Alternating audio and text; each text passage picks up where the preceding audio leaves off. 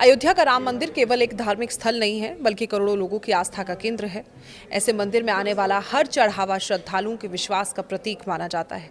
ऐसे में जब राम मंदिर के चढ़ावे से जुड़ी कथित चोरी का मामला सामने आता है, तो सवाल केवल चोरी का नहीं रह जाता, बल्कि पूरे प्रबंधन और सुरक्षा व्यवस्था पर भी उठने लगते हैं। इस मामले में सबसे ज्यादा चर्चा जिस बात की हो रही है, वो आरोपी का कथित पीडब्ल्यूडी यानी कि लोक निर्माण विभाग से संबंध, और यही वजह है कि ये मामला अब एक सामान्य आपराधिक घटना से आगे बढ़कर प्रशासनिक जवाबदेही सिस्टम की कार्यप्रणाली पर सवाल खड़े कर रहा है। लेकिन सबसे पहले समझते हैं कि पूरा मामला क्या है। प्रारंभिक जानकारी के अनुसार मंदिर परिसर में चढ़ावे से जुड़े धन की कथित हेराफेरी या चोरी के मामले में एक व्यक्ति पर आरोप लगे हैं। जांच के दौरान ये भी सामने आया है कि आरोपी का संबंध पीडब्ल्यूडी से बताया गया।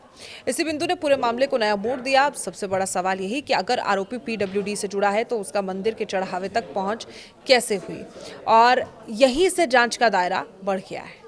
पीडब्ल्यूडी का काम सामान्यतः सड़क, भवन और सरकारी निर्माण कार्यों से जुड़ा होता है। अगर किसी पीडब्ल्यूडी कर्मी या उससे जुड़े व्यक्ति की पहुंच मंदिर के संवेदनशील क्षेत्रों तक थी, तो ये जानना जरूरी होगा कि उसे वहां पहुंचने की अनुमति किसने दी, उसकी जिम्मेदारी क्या थी, क्या वो अधिकृत रूप से वहां मौजूद था, क्या सुरक्षा प्रोटोकॉल का पालन किया गया था।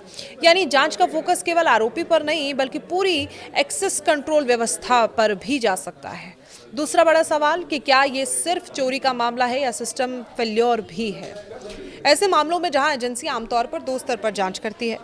पहली जांच होती है व्यक्ति की भूमिका, यानी क्या आरोपी ने अकेले घटना को अंजाम दिया या उसके साथ लोग भी शामिल थे, क्या ये पहले से बनाई गई कोई योजना थी, क्या किसी अंदरूनी व्यक्ति ने इसमें मदद की थी। और दूसरी जांच होती है कि सिस्टम की क्या भूमिका रही, सीसीटीवी निगरानी पर्याप्त थी कि नहीं, कैश हैंडलिंग की प्रक्रिया क्या थी, चढ़ावे की गिनती और रिकॉर्डिंग कैसे होती थी, कितने लोगों को उस क्षेत्र तक पहुंच थी, क्या पहले भी सुरक्षा में किसी तरह की कमी या शिकायत मिली है।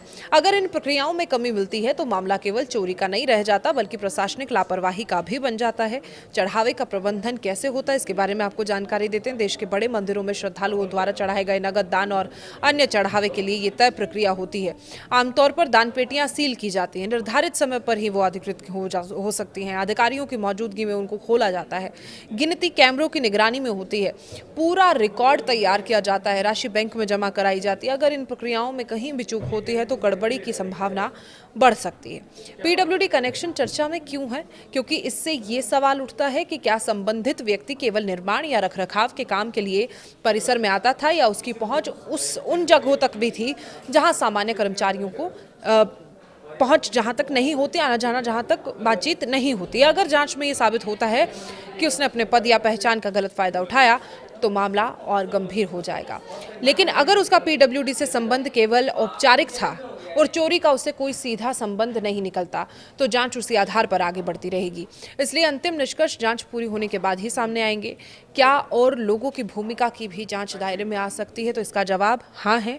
अगर पुलिस या जांच एजेंसियों को ये संकेत मिलेगा कि घटना अकेले संभव नहीं थी और अन्य कर्मचारी, सुरक्षाकर्मी, ठेकेदार या संबंधित लोगों से भी पूछताछ चल रही है, mobile call record, CCTV footage, entry exit log, वित्तीय रिकॉर्ड जैसी चीजें भी खंगाली जा रही हैं, जांच का हिस्सा बनी हुई है, और मंदिर ट्रस्ट की जवाबदेही के बारे में अगर बात करें, तो जांच में सुरक्षा व्यवस्था या वित्तीय प्रक्रियाओं में कोई कमी मिलती है, तो संबंधित प्रशासनिक अधिकारियों या प्रबंधन से भी इस मामले में जवाब मांगा जा सकता है। हालांकि इसका मतलब ये नहीं है कि किसी संस्था या अधिकारी की जिम्मेदारी पहले से तय हो गई है या नहीं।